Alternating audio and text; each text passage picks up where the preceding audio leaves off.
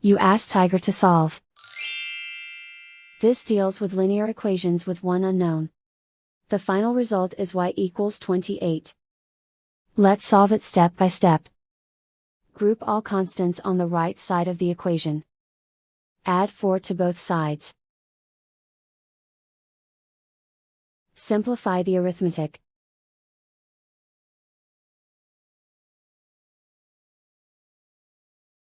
Isolate the y. Multiply both sides by 4. Group like terms. Multiply the coefficients. Simplify the fraction. Simplify the arithmetic. And so the final result is y equals 28.